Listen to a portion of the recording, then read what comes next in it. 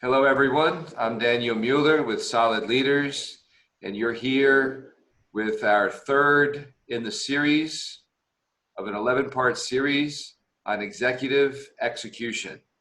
And today we're talking about driving action.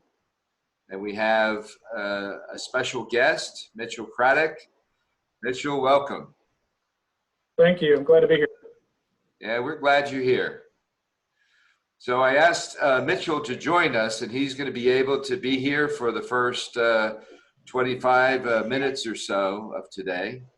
And the reason I asked him here is because I am in the process of coaching Mitchell, and we've been just getting started. We've been working together for about 2 months now, and we just completed a self-assessment of the executive competencies assessment that you've all had a look at. And Anna, would you please send out that executive competency assessment to everyone at the end of this, please? Yes. Because I'd like everyone to have a chance to take it. Okay. So your assignment for next time is to take the executive competencies assessment.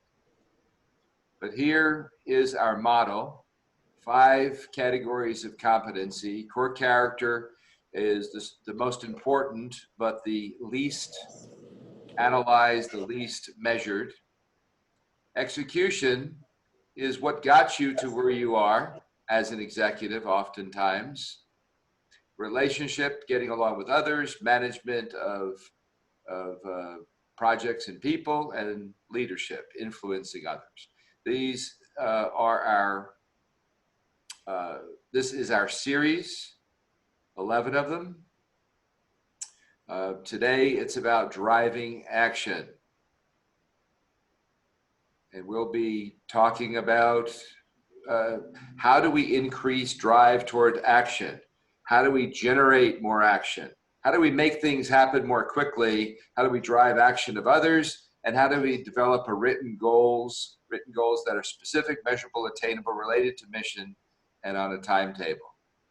But before we dive into the content, I would like to just talk about Mitchell and tell you that he took the assessment and he scored extremely high in core character, but his second highest was in execution.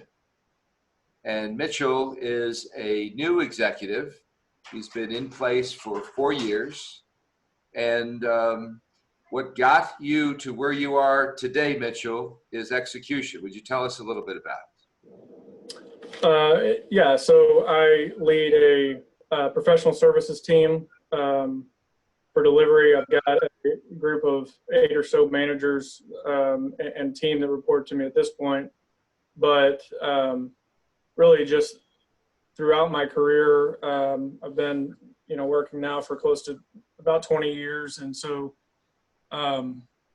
what really got me to where I am now is just day-to-day execution as a individual contributor in delivery, delivering customer programs that then became our largest customer programs. And as we would go up market, I got put in in the individual contributor role of leading those largest new customer programs and figuring that out, dealing with a lot of complexity and ambiguity, forming relationships across my company. I don't hop around a lot, so I was in my first job for 9 years and almost 10 years, and now I've been where I am now for 9 or 10 years. So really rely a lot on kind of the health and quality of the relationships that I make internally with peers and executives, and so have become trusted and respected that way, just for follow through, mainly on execution. And so now I'm looking to kind of take that next step in kind of elevating and executive leadership. My team has grown quite a bit in the last 12 months, from right around 25 people. Now we're at about 110 people. And so really looking to grow my competencies in driving very meaningful action and outcomes across my teams and for my business unit, for my company. Good. Thanks, Mitchell. Sure. So what we can see by the text, and let me share the text with you. Driving action. We started with a story. Did you like the story? I'll never forget having this telephone call with Alan. And Alan is telling me he doesn't need any coaching. This is about 15 years ago. I said, Alan, I'll tell you what, give me your worst person. You're the person that you're almost ready to fire on your executive team. And this is about a 1,000 person company. And I said, give me your worst guy, and I will coach him. And if I turn him around, then give me your whole executive team to coach. And so he gave me Mark to coach. I just had a conversation with Mark. In fact, I invited him to join us, but he had a conflict. So I'll bring him into one of these sessions. But anyway, so Mark was absolutely amazing at driving execution. Much like Mitchell, he was known for getting stuff done. He was a man of action.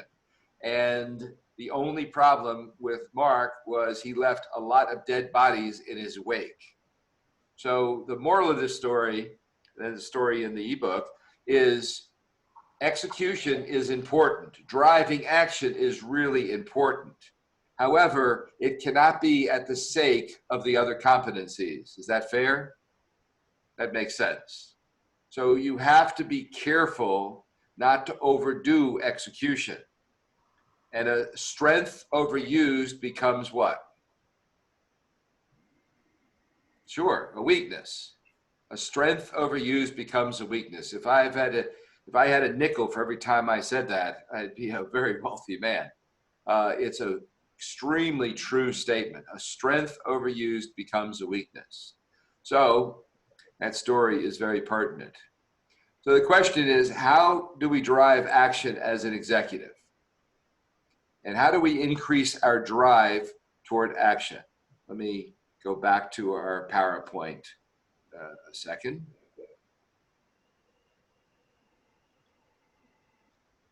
So how do we increase our drive toward action?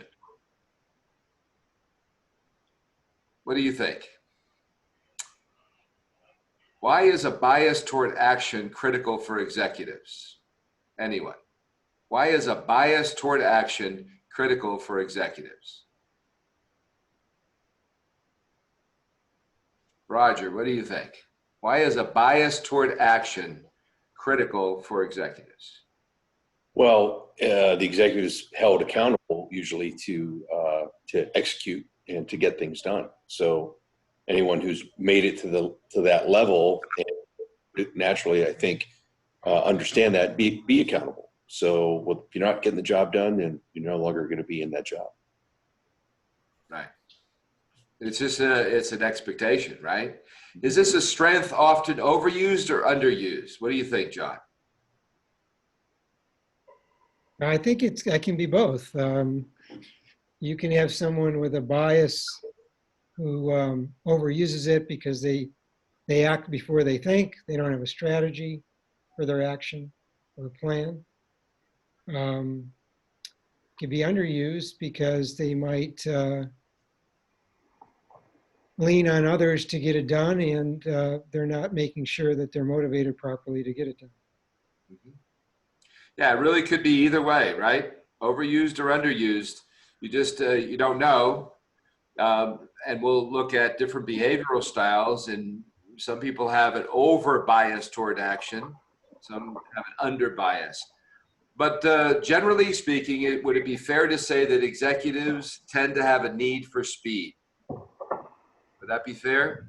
Yes? Yes. Okay. Yes. So how can the need for speed get you in trouble? Or how has it gotten you in trouble? This is Susan. May I add to this? Hi, Susan. How has the need for speed gotten you in trouble? It could if we're not slowing down to see what is happening, along the way. for example, if you have a drive to get something done, there are still some other little pieces that need to fit into that goal that you're trying to achieve. And basically having people along on the same page can help. But if we are just focused on what needs to be done without looking at the whole picture, 360-degree view, that can be problematic. Sure. So if we're not having a holistic view and we have tunnel vision, we can really get in trouble. That's very good. How else does this need for speed get us in trouble sometimes? I mean, it gets me in trouble all the time. I'll just tell you. I just want to go fast just for the sake of going fast sometimes, just because it feels good. Doesn't it feel good to make something happen? It does, but well, oftentimes we need to collaborate with others on the team, other stakeholders. And oftentimes when people drive towards action and trying to get an end result, oftentimes they'll not take into consideration input from others along the way. That's right. I agree with that because, you know, sometimes it's good to have a good handshake with everybody. That way we're all on the same page to achieve the same goal. Yes, except today, no more handshakes. I know, right? Yeah. Right. Yeah. Good. Mitchell, do you have a need for speed? I tend to kind of, because of my style, I tend to go a little bit more slowly and methodically than I should. But where I see a need for speed get me at times, but others in trouble, is directing to go do to a team and then not really properly outlining the why or what is the expected outcome, and people just take off in, you know, 4 different directions based on their understanding, and we're not all heading in the same direction toward the same goal. That's right. So how do you ensure you're taking the right action? How can you be sure? I mean, Roger, how are you sure that you're taking the right actions? What is the checks that go off inside of your head to say, yep, I'm taking the right actions here? Well, oftentimes you're relying on past experience. What have you learned in similar circumstances? And if that worked out, then you can follow a checklist per se that worked the last time. I think that's so pattern recognition and repeating patterns that have been successful patterns in the past. It's very good. What else? How else can you ensure you're taking the right actions? I don't have a right answer here. I'm just brainstorming a list of ways we can ensure we're taking right action. Hi, this is Lewis. I think a part of, you know, it's a kind of 2-part answering the need for speed.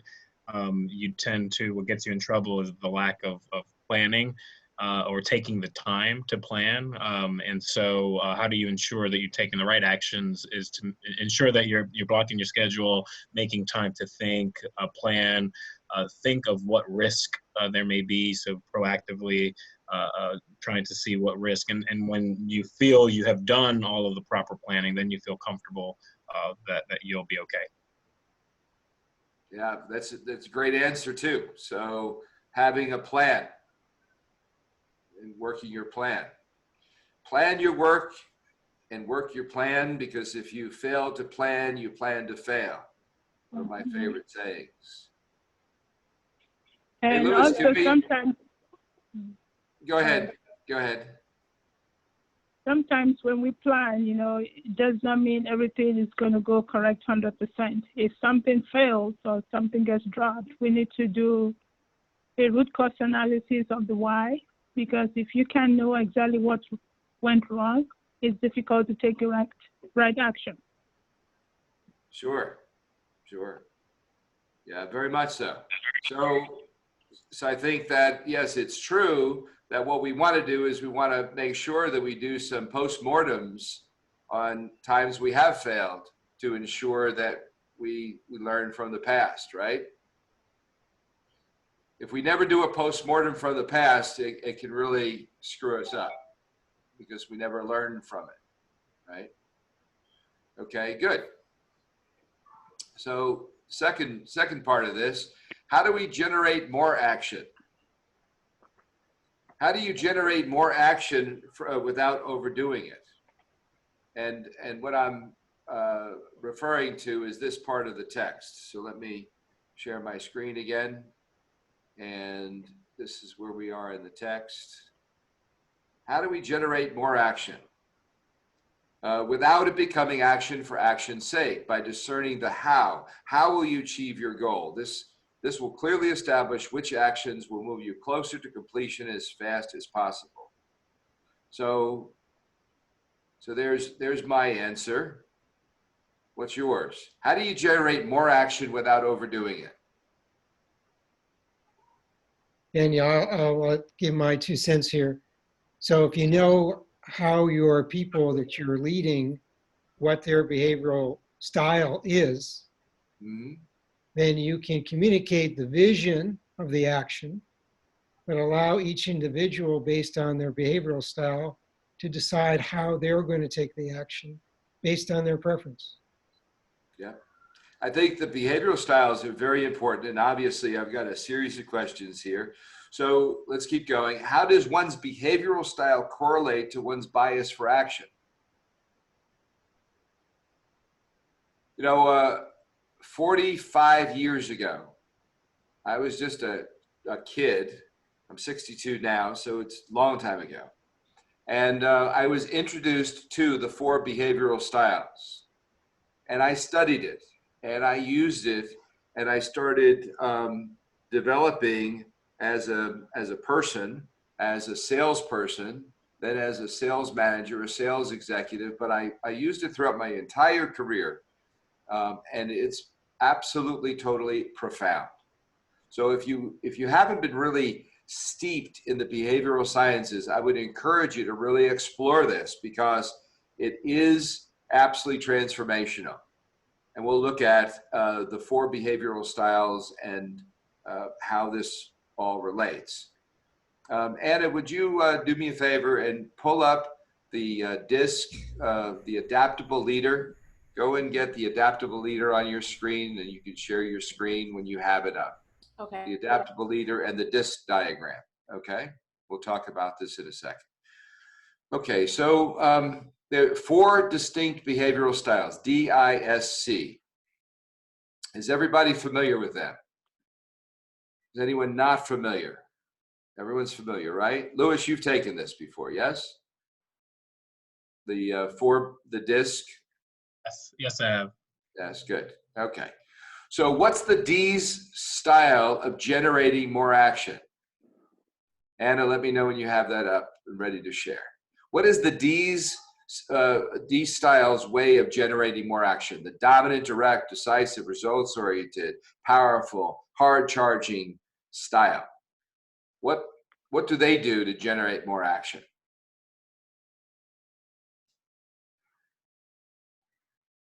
Tell. We tell Yell. people what to do. Tell. We tell people what to do. I thought you said yell. Well, maybe yelling. We yell and tell. They do that too. Yell and tell. Yes, good. What else do they do?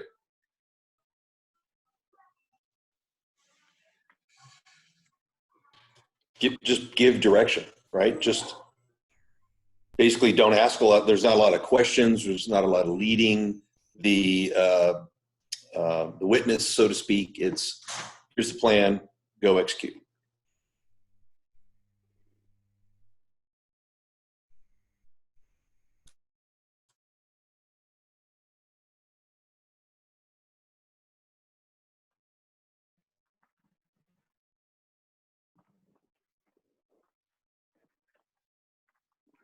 Is everyone still there? Yep. Yeah. So here, Yeah. Yep. Yes. Gotcha. A little blip. Repeat what you said, Roger, please. That D's tend to be very direct. There's not a lot of questioning, not a lot of management through the Socratic method. It's here's the plan, go. Go. Exactly. Anna, could you share your screen? Yes. Okay, so the disc diagram, get to that. please? Okay, stay there for a second. So about, let me just talk on this one for a second. The flexible versus adaptable. Go to that next slide, Anna. There you go. So your willingness to adapt your style to meet others' needs and your ability to adapt your style to meet others' needs is absolutely critical. Okay, go to the circle diagram. Yeah, about 5 slides, 6 slides. There you go. Keep going. Right there. Next one. Right there. Okay. So this is based upon 30 years of research. And my contribution to the body of knowledge on the behavioral sciences is right here. That what I discovered is that all of these assessments that are putting you in a box and saying, this is how you are, well, they're not accurate because you're not just one way. If you look on the outer sides of the circle, you'll see there's boxes for percentages. I believe that everyone is a percentage of all 4 styles. So you're not purely one way. You're not just a D. You're just not dominant and direct. You have a blend of percentages. Now, for me, I'm about 40% in the dominant director and about 40% in the interactive socialize, about 10% in each of the other 2 quadrants. So you have a predominant style or 2 predominant styles, but you have an ability to move in all 4 styles. So look at the D. Control-oriented, results-producing, decisive, impatient, powerful. The key drivers for the D, moving fast, getting results. So this is the one style, more than any other style, that drives action. This is the one style, more than any other style, that gets in trouble for driving action.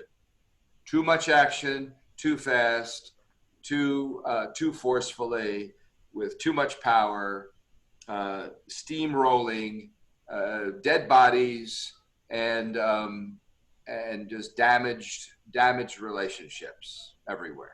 So the downside of the D can be very, very significant. And my story about Mark in the opening of this section of the ebook is about a D behavioral style guy. Mark was a steamroller. He would come in and just mow down a bunch of people, but he would get amazing results. So when they talked to me about Mark, when Alan said, here, you can coach my worst guy, I said, well, what's wrong with Mark? Well, he's incredibly valuable. He produces great results, but he has so many dead bodies in his wake, and we're just thinking about firing him. So that's the downside of the D behavioral style. Let's look at the I. The people-oriented, enthusiastic, persuasive, talkative, spontaneous, just an upbeat person, and I call it the interactive socializer. Other behavioral assessments call it the influencer or the life of the party. One that uses animals, they'll call the D behavioral style the lion, and they'll call this style the otter or the peacock. Just very, very inspirational in their style. What do you think is some of the downsides to this style when you're trying to drive action? What do you think is some of the downside to this style when you're trying to drive action?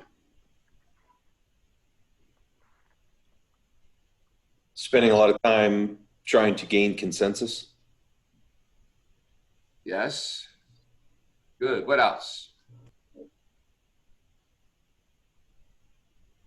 That is true. This style might be a little bit too focused on, I guess, the people orientation, and they lose focus on the action. Mm-hmm. Too overly focused on the people and not willing to push people hard enough, right? Right. Yeah, let feelings get in the way. Mm-hmm. Yep. And you can share your whole screen by just clicking play from that slide. If you go into the upper toolbar, upper left toolbar, it'll say play from current slide. Play the slideshow from the current slide. I think you can make it bigger. Can everyone see this? Yeah. Can you see it okay? That's good. All right, never mind. Fine. Okay. What's another downside of the I style when driving action? What do you think is another downside? I would say they don't maybe have a plan and stick to it. They're more kind of all over the place, spontaneous. They can be. They can be. Yes. Not as much detail orientation. If you'll ask yourself, okay, what's the opposite of the I? It would be across diagonally, so down in the C category. So the opposite of that outgoing, personable, talkative, friendly, upbeat, cheerleading kind of person is the analytical, thoughtful. In one John Trent's model, he calls this the owl. He uses animals to describe all four behavioral styles. He calls the S the lamb, right? The lion, the lamb, the owl, and the otter. So yes, not detail oriented enough, not planning oriented enough. Very, very good with people. And everyone loves this person and their style, right? They just have this magnetic personality. But if they don't surround themselves with people that can operationalize what they're doing, they don't drive effective action. What about the S behavioral style? Relationship oriented, caring, sensitive, dependable, supportive, cooperative, caring, nurturing, sensitive. What's the downside to that style when it comes to driving action? What do you think? Sometimes, things may not move as quickly as it should this season.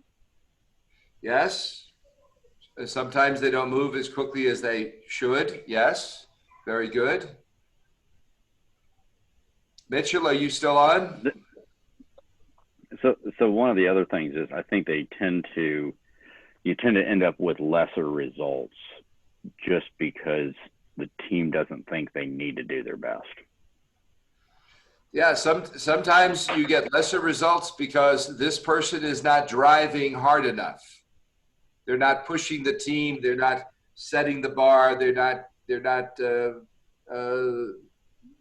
having high expectations. They're more nurturing and more accepting.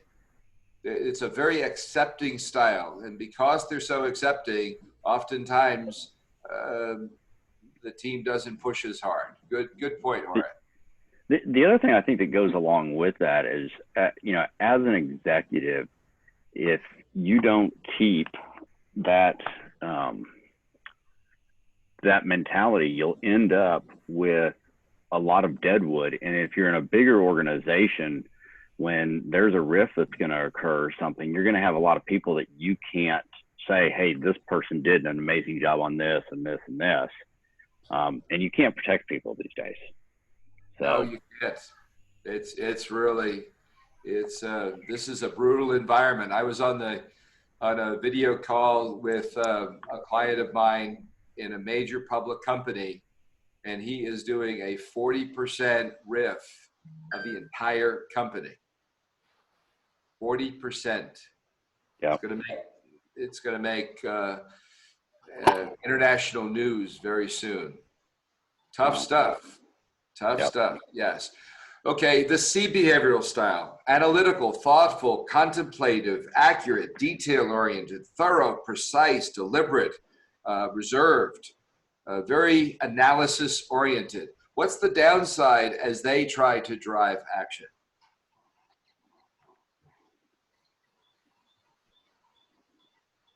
This is Susan. The downside, I think, is this person spends a lot of time analyzing one piece of information and may lose sight of everything that's going on. Yep. Yep. Over analysis, or sometimes we call it paralysis of analysis, right? Too much analysis, not enough action. Good. Any other thoughts?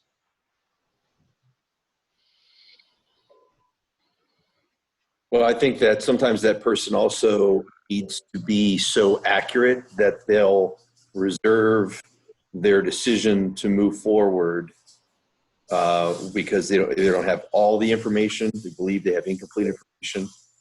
So that kind of stymies their progress. Yep. Yep. They have to be able to move. Executives have to be able to move with incomplete information. Fair? Have to. Can't wait for all the data. I do a lot of 360-degree assessments, a lot of interviews where I'm interviewing other executives about someone. And oftentimes when I have this behavioral style as the client, oftentimes I hear this. She really needs to be less of a perfectionist and just to let go of having the perfect decision and just make a decision. She needs to be more decisive, move faster, and be more action oriented. She spends too much time in analysis and wanting the perfect decision. As an executive, you can't get to perfect, right? There is no such thing. It's not if you're going to fail, it's are you failing in the right ways? Fair? Okay, Anna, thank you for sharing your screen. So, Daniel, My screen now. I kind of want to ask a general question since we've basically gone around the wheel here.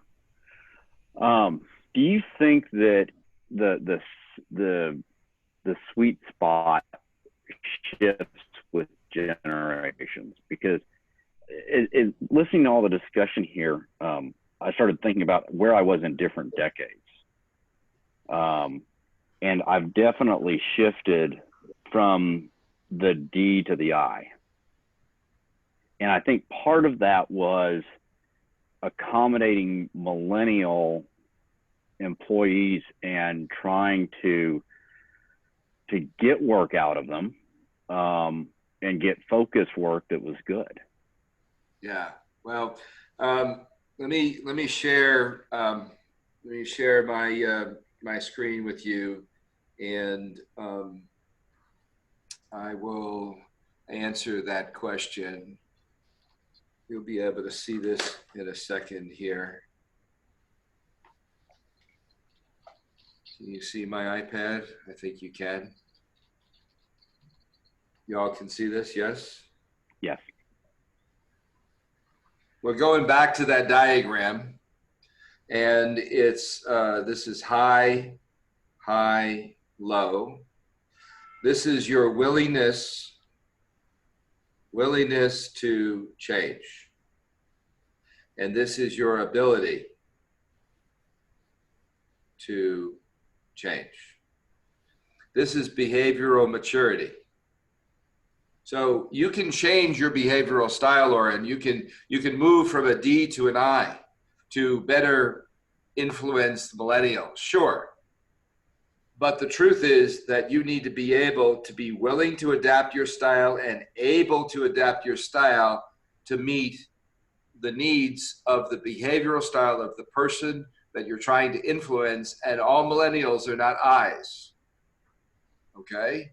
So millennials come in all four flavors: D's, I's, S's, and C's.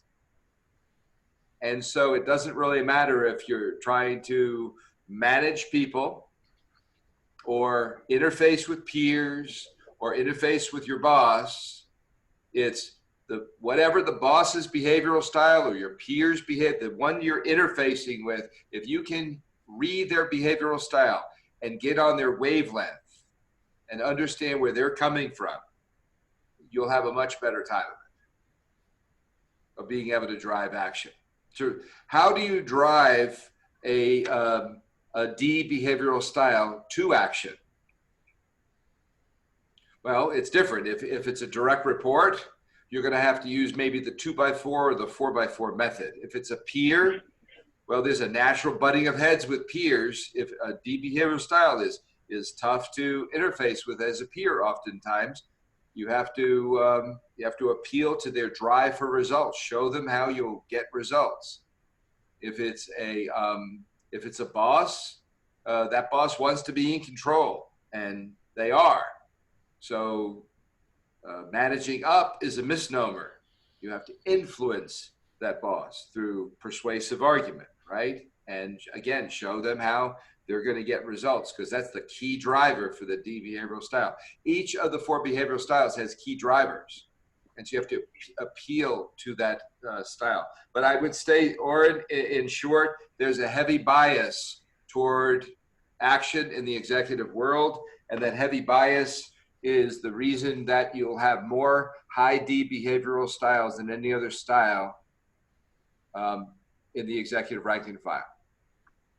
And it's a high D secondary I or a high D secondary C, but those are the 3 common combinations: a pure high D, pure dominance, or a dominance secondary influence, or a dominance secondary cautiousness. So that's a dominance with analytical, or it's a dominance with inspirational, excitement and positivity. But either way, the vast majority of executives are in that D behavioral style. Any pushback on that? I'm welcome for you to disagree, if you will, if you want to. You'll be wrong, but I'll want to hear it. Daniel, I think it You all depends. know I'm right. I'll push back a little bit. I think it depends on the industry and the company mission and vision. I do think that traditionally it's been the D is the dominant, but I think that's changing a little bit with what's happening in our world.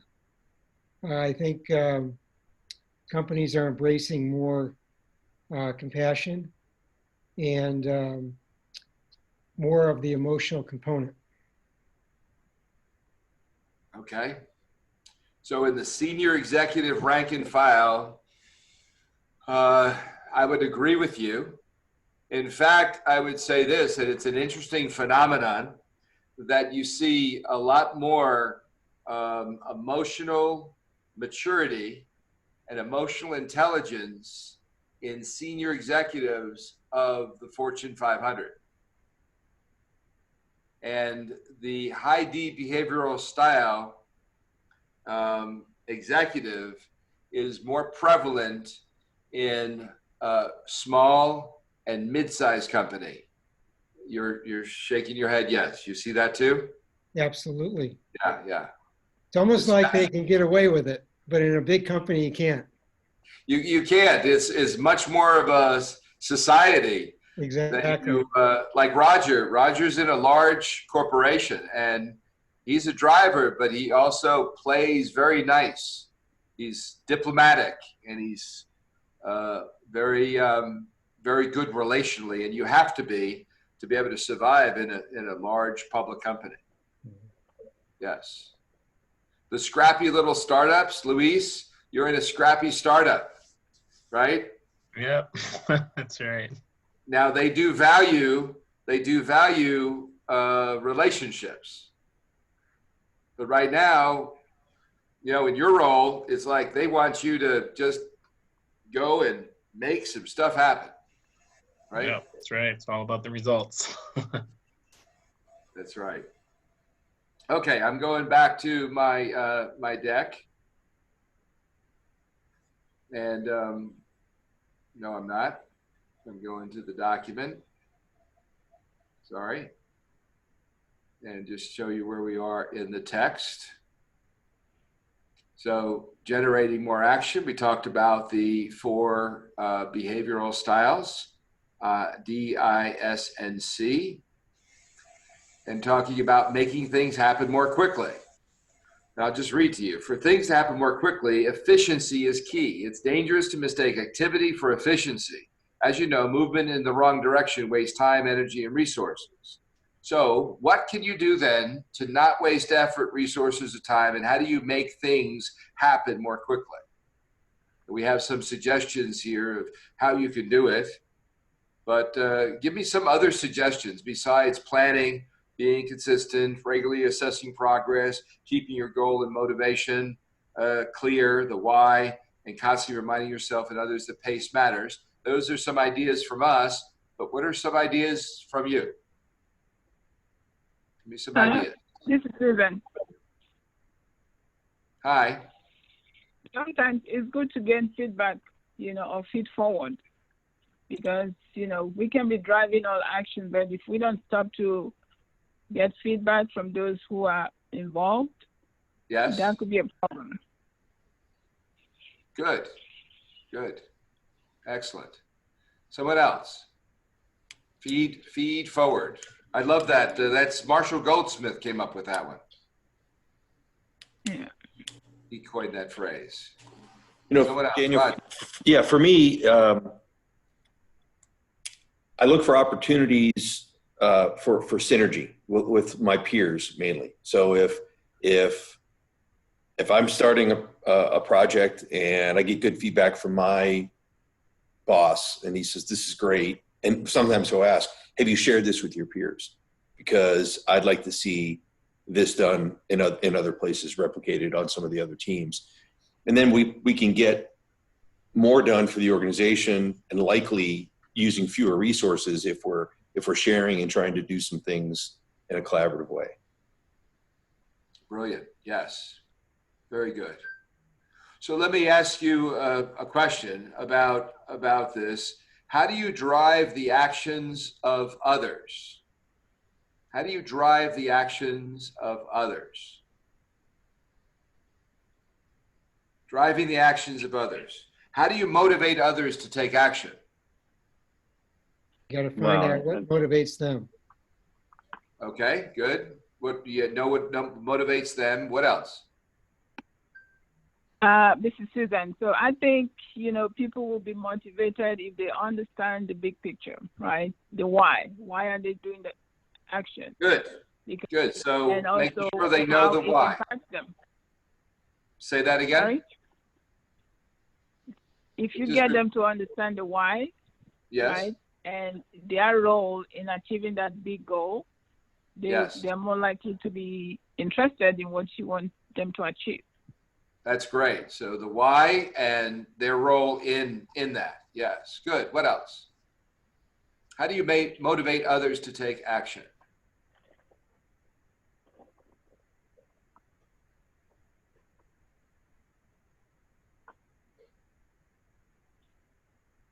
How do you motivate others to take action? Go ahead.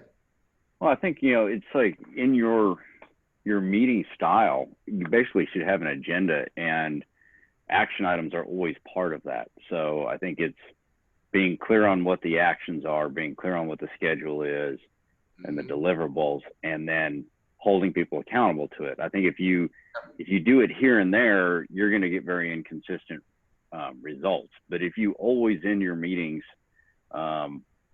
or even one-on-ones with just that of what are the action items and the priorities in the schedule. Yes, and if you don't end your meetings like that, you're failing as an executive. So that's best practices. I think you're absolutely right of running an organization, right? Driving to individual action items. Good. Right, and to build on that, I think showing them that you're closing your actions above you and what those results are. That's a good one. That's a really good one. Yes, to show that you're closing your actions, showing them that you do it just like you're expecting them to do it. Yeah, modeling behavior. Good. And I think the other thing is being verbal with them and praising them where their work supported what you needed to do and what the company needed to do and the direction. I think driving that feeling of inclusion in all of that inspires people to do better. Yep. I agree. So let me ask you, what are some ways to motivate those reluctant to take action? What do you do with those that are just reluctant to take action, that just don't want to take it. Because there's two competencies here. I mean, two aspects to this competency. Driving action yourself, and then driving the action of others, right? And if you can't drive the action of others, you really can't be effective as an executive. So what do you do with somebody who's reluctant? Roger, you're an excellent manager. What do you do if somebody is just not wanting to do something? I think at that point, what I like to do is take a step back. That's where I adapt my behavioral style. I'm pretty far out on the D spectrum, and I've learned to take a step back from that and ask a lot of questions. So what's the issue? What are the barriers? Sure. What's preventing somebody from being able to take action? Maybe there's something I can do to help or better understand what the issues are. Very good. Go ahead, Oren. I'll say that makes me think about when you're doing that, letting people know it's okay to fail. And that's good. Getting rid of anxiety in your team, whatever is driving it, is huge. Yep. Yeah, that raises psychological safety, right? Yep.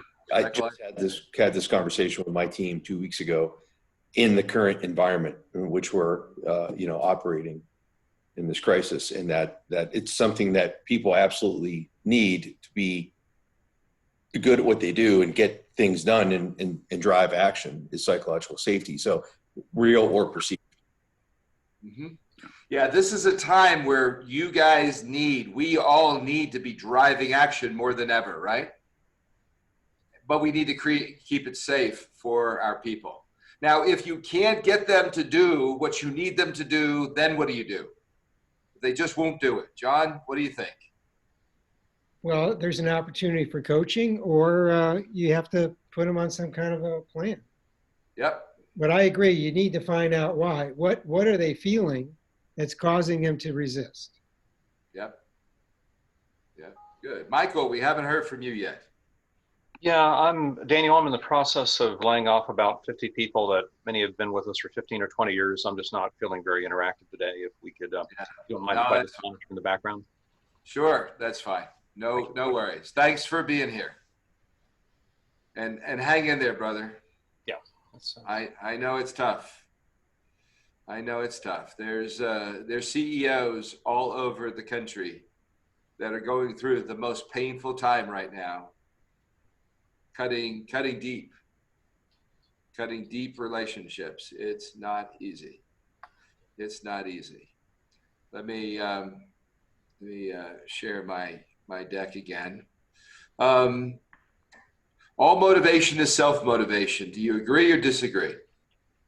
I agree. All motivation is self-motivation. So sometimes that you're just not going to be able to change that person, and you're going to have to use a performance improvement plan. That's the moral of that story. Oops, sorry. Okay, developing a written goals that are specific, measurable, attainable, related to mission and on a timetable. SMART. That's the elements of SMART. Why are SMART goals critical to driving action of self and others? Why do you think SMART goals are absolutely critical to driving action of self and others? Why do you think? Well, I think it pulls together the balance of just about everything that you need in order to deliver. Yep. What is missing in the SMART acrostic? Let me give you a hint. It's the E and the R. Smarter. Smarter. You get a free webinar series if you can tell me what the E and the R are. They're not in your notes. Is E Smarter. execution? E for evidence. Okay. And R for review. Okay, so SMART only takes you so far. A SMART goal that has no evidence of accomplishment, right? What is the evidence that you're achieving your SMART goal? You need evidence, tangible, concrete evidence. Otherwise, that SMART goal doesn't do you any good. And then you can have a really smart goal, but it's not reviewed. If your SMART goal is not reviewed on a regular basis, you got to keep these goals in front of your people, in front of yourself. And if you don't, then you tend not to drive enough action or the right kind of action. There? Okay, why does driving action matter? We're wrapping up. Driving action well is foundational for effectiveness as an executive. You must drive action to meet your goals. When you set a goal or an expectation and it isn't met, your performance comes into question. And without action, all your good ideas remain nothing but talk and theory. Without practice is mostly useless. You notice I said mostly useless. Consistent and regular follow-up is required to ensure your ideas are carried out. Developing this strength. To develop this strength, ask yourself the following questions. How strong is my drive toward right action? And I'm putting a word in here, right action. Not just any action, but it's got to be right action, right? Action we talked about for the sake of action is worthless. It's right action. To what degree am I able to be biased toward action and bias my team toward the right action? How effective am I in driving actions upward with peers, with external stakeholders, direct reports? What vector, which way is my weakest area? Some of you are very good at managing down, but you're not good at driving action up. Some of you are very good up and down, but to the sides. You're not very good driving actions with customers, or you're not good driving actions through peers. So where is your weakest area, and what are you going to do to work on it? Number 4, how effective are your direct reports in driving action? The ultimate here is coaching the coach, and you can take, and you have our permission to take this deck, share it with your direct reports, and have a meeting and talk about driving action. And then last but not least, how good is your follow-up when driving action? How good is your follow-up when driving action? Okay, everyone. So thank you for your time today and your participation. We've got just a couple of minutes left. Any closing thoughts? Any closing thoughts? Roger, you always have something good to say. Yeah, no, I'm just thinking about how I may apply this in coaching my leadership team. So that's where my head is right now. Mm-hmm. Yeah. And Michael, thanks for joining. I'm sorry you're going through a tough time. Yeah, I'm sure many of the others are going through the same. So it's a rather sad period. It is. It is. But we will get through this. And we'll be better when we come out of it. Yes. Guys, take care. Stay safe. Stay healthy. Thank you, Daniel. And for next time, let me just share my screen one more time. And for next time, what we're going to be on is driving results. So on the 9th, E3 driving results, we'll also have another guest for that, driving results. So just read the section in the ebook, driving results. Okay. Thank you. Thanks, everyone. Thanks, everybody. Have a good day. Bye-bye. Okay, bye.